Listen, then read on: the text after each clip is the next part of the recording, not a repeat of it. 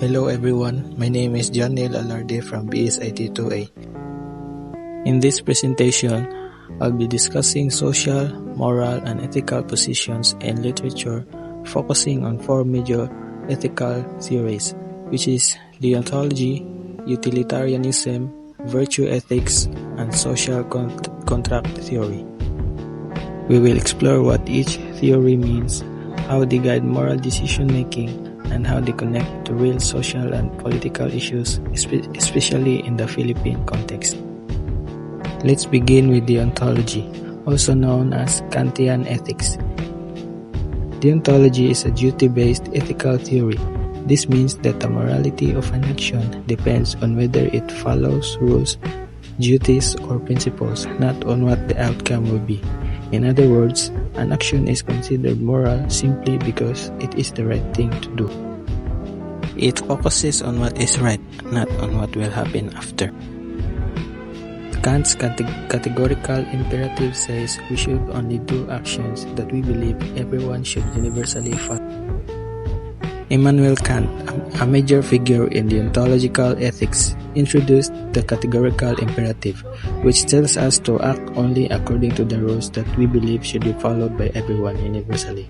For example, if you believe lying is acceptable for you, then you must also believe it should be acceptable for everyone, something that obviously leads to contradictions.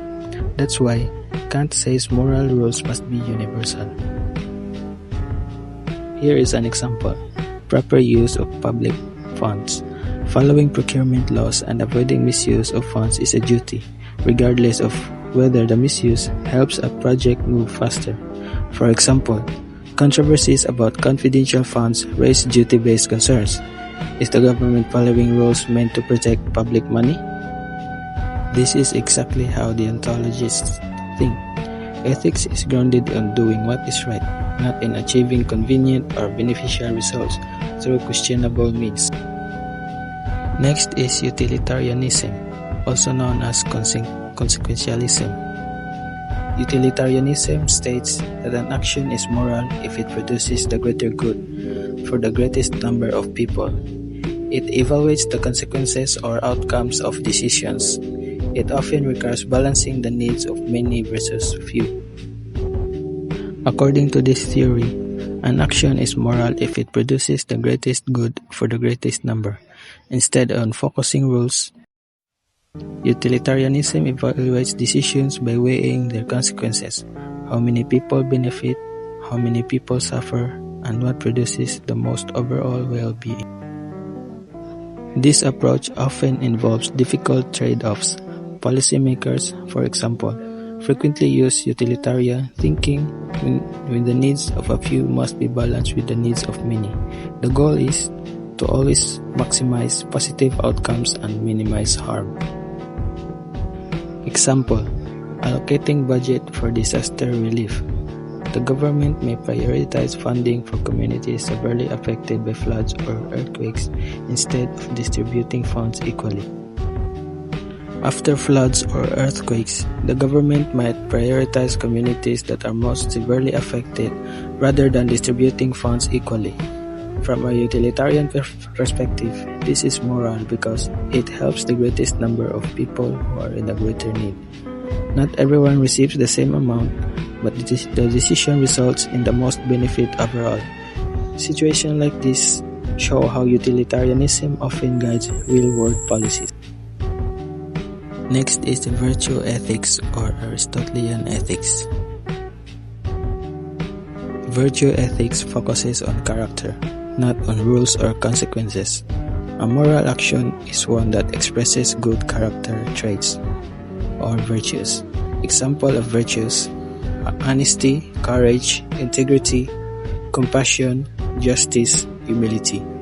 A leader's ethical behavior depends on who they are, not just what they do.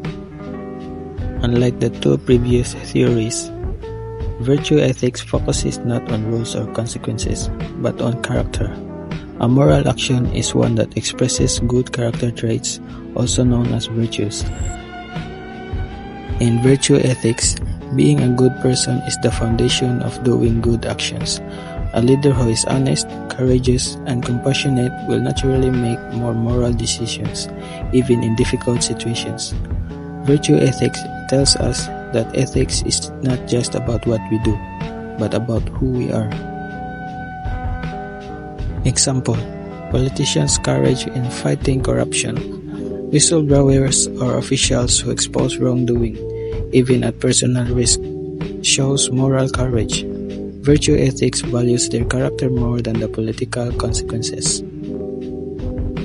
Virtue ethics values their bravery and integrity, regardless of the political consequences or whether their actions lead to immediate change. This theory reminds us that ethical leadership is rooted in strong character. Last is social contract theory. Social contract theory explains that the legitimacy of government authority comes from an implied agreement between citizens and the state. Citizens agree to follow laws and give up some freedoms. In return, the government must protect their rights, act for the common good, and govern fairly. If the government fails to meet these obligations, trust breaks down, and the social contract becomes weaker. This theory is central to understanding civic responsibility, accountability, and political legitimacy. An example to that is people follow traffic rules, like stopping at red lights, driving within speed limits, and giving way to pedestrians, not just because they fear punishment, but because everyone benefits from a safer and more orderly society. In this social contract, citizens agree to obey the laws, and in return, the government provides safety, public order, and protection. Breaking the rules, like driving recklessly, violates this social agreement and puts others at risk, which goes against the idea of social contract. In conclusion, each theory offers a different lens for understanding moral dilemmas.